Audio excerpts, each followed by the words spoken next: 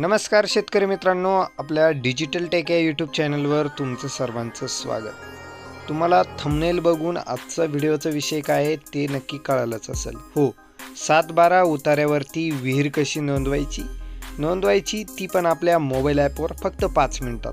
तर मग चला, तुम्ही चॅनलला सबस्क्राईब करून घ्या आणि मी लगेच व्हिडिओला सुरुवात करतो. सर्वप्रथम तुम्हाला ई पीक पाहणीची जी काही नवीन व्हर्जनची ॲप आहे 2024 मधली ती तुम्हाला इन्स्टॉल करून घ्यायची, प्ले स्टोअरवरून डाउनलोड करून घ्यायची. ई पीक पाहणी DCS असं या ॲपचं नाव आहे. ती डाउनलोड केल्यानंतर ओपन करायची. असं काही इंटरफेस येईल. तुम्हाला स्किप करत जायचं आहे, पुढं जायचं आहे. त्यानंतर इथं तुमचा महसूल विभाग निवडून घ्यायचा आहे. मी माझा महसूल विभाग निवडून घेतो. निवडल्यानंतर तुम्हाला पुढे जायचं आहे आणि इथे शेतकरी म्हणून लॉग इन करा असं काही ऑप्शन आहे. त्या ऑप्शनवरती क्लिक करायचं. क्लिक केल्यानंतर तुम्हाला तुमचा मोबाईल नंबर टाकून लॉग इन करून घ्यायचं आहे. मी मोबाईल नंबर टाकून घेतो, लॉग इन करून घेतो. लॉग इन केल्यानंतर तुमच्यासमोर असा काही इंटरफेस येईल. त्यानंतर इथं तुम्हाला संकेतांक क्रमांक टाकून घ्यायचं आहे जर माहीत असेल तर, नाहीतर नवीन खातेदार नोंदणी करा असं म्हणायचं आहे. ती करण्यासाठी तुम्हाला तुमचा पहिल्यांदा जिल्हा टाकून घ्यायचा आहे. जिल्हा टाकल्यानंतर तुम्हाला तालुका टाकून घ्यायचा आहे. तालुक्याची निवड करून घ्यायची. तालुका निवडल्यानंतर तुम्हाला गाव निवडून घ्यायचं आहे. गावाची निवड केल्यानंतर मी माझं गाव निवडून घेतो आणि गाव निवडल्यानंतर तुम्हाला इथं असं काही इंटरफेस येईल. तुम्ही खातेदाराच्या नावानेही सर्च करू शकतात किंवा गट नंबर जर माहीत असेल तर गट नंबरनेही करू शकतात, मधल्या नावानेही करू शकतात, आडनावानेही करू शकतात. मी गट नंबर टाकून घेतो.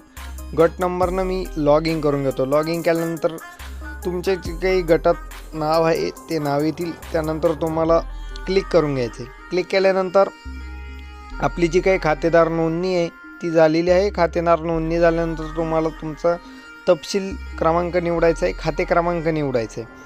इथे खाली खाते क्रमांकही दिला असेल. चॅनलवर नवीन असाल तर चॅनलला सबस्क्राईब करून ठेवा आणि असं काही करायचं आहे, पुढे जायचं आहे. पुढे गेल्यानंतर तुमच्यासमोर जे काही महत्त्वाचं पेज आहे ते पेज अपडेट होईल. ते पेज म्हणजे हे पेज. कायम पड, चालू पड नोंदवा, पीक माहिती नोंदवा, बांधावरची झाडे नोंदवा, अपलोड, पीक माहिती नोंदवा, गावचे खातेदार, पीक पाणी पहा.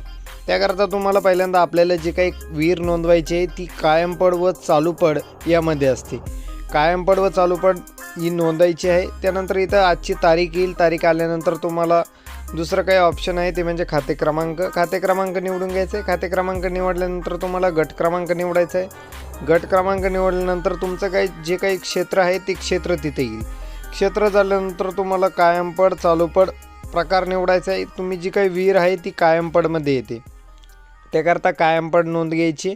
त्यानंतर जे काही पड आहे ते येईल. इथं राखीव वन, डोंगर पड, वाळवंट पड, खडक पड, मुरुम पड, तलाव, कालवा, पोल्ट्री शेड, कांदा चाळ, खळे, धार्मिक स्थळ, गोट फार्म, सर्व प्रकारची पड इथं आहे. जे काही कायमस्वरूपी पड असतात ते ऑप्शन सर्व काही इथं आहे. सामायिक विहिरी असतील, कूपनलिका असतील, 2 कूपनलिका असतील, बोरवेल जरी तुम्हाला नोंदवायचं असेल तरी इथं असतील. 4 असतील तर 4, शेततळे असतील तर शेततळे, 2 शेततळे असतील तर 2 शेततळे, अशी सर्व काही पड तुम्ही सोपं ऑप्शन आहे. समजा मी आता तुम्हाला विहिरीचं करून दाखवतो. एक विहीर पड नोंदवा. त्याच प्रकारे तुम्हाला सर्व काही पड नोंदवून घ्यायचे. प्रत्येक व्हिडिओवरती स्पेशल व्हिडिओ बघायची काहीच गरज नाही. मी इथे एक विहीर पड याची नोंदवली आहे आणि विहीर नोंदताना सर्वात महत्त्वाचे म्हणजे 0.01 एवढंच क्षेत्र तुम्ही लावायचं आहे विहीर नोंदवण्यासाठी. ते नोंदवल्यानंतर तुम्हाला इथं 2 छायाचित्र देणं आवश्यक आहे. पहिल्यांदा जे काही 2023मध्ये होतं एकच छायाचित्र होतं, मात्र आता 2 आहे. तुम्ही शेतात जाऊन जी काही विहीर आहे तुमची त्या विहिरीजवळ जाऊन एक छायाचित्र काढून घ्यायचं आहे. मी छायाचित्र काढून घेतो. छायाचित्र काढल्यानंतर जे काही बरोबरचं ऑप्शन आहे त्याच्यावरती क्लिक करायचं आहे. त्यानंतर तुम्हाला जे काही छायाचित्र 2 आहे ते 2 नंबरचं छायाचित्र काढून घ्यायचं आहे. 2 नंबरचं छायाचित्र थोडं वेगळ्या अँगलनं घ्यायचं, थोडं वेगळ्या लोकेशननं घ्यायचं. संपूर्ण विहीर घेतली तरी चालतं किंवा दुसरं काही विहीर घेतली, विहिरीजवळचंच घ्यायचं, म्हणजे दुसरं कुठल्याही प्रकारचं चित्र घ्यायचं नाही. दुसऱ्या अँगलनं आपण हेही चित्र काढून घेतलं नाही. त्यानंतर आपल्याला जे काही बरोबरचं टिकमार आहे त्यावरती क्लिक करायचं आहे. त्यानंतर इथं जी काही तुमची माहिती आहे ती व्यवस्थित वाचून घ्यायची आहे. ही जी काही व्यवस्थित माहिती आहे ती तुमचा खाते क्रमांक, गट नंबर तपासून घ्यायचा आहे. तो तपासल्यानंतर त्यांनी खाली दिला आहे, वरील प्रमाणे पड माहिती योग्य व अचूक असल्याचे मी घोषित करतो. त्या टिक मार्कवरती क्लिक करायचे आणि पुढं जायचे. पड माहिती साठवली आहे, अपलोड झाली आहे असं काय ऑप्शन येईल. त्यानंतर तुमची विहीर नोंदवली गेली आहे. ही विहीरची जी काही नोंद आहे ती नोंद तुमची झाली आहे. ती जर तुम्हाला 48 तासाच्या आत नष्ट करायची असली किंवा यात काही बदल करायचा असला तोही बदल तुम्हाला करता येतो. नक्कीच तुम्हाला सर्व काही माहिती समजली असेल. तुमच्या इतरही शेतकरी मित्रांपर्यंत हा व्हिडिओ नक्की शेअर करा, कारण की दरवर्षी तुम्हाला कायम पडमध्ये विहिरीची नोंद करावीच लागते आणि ती 2024मध्ये अशा पद्धतीने आहे.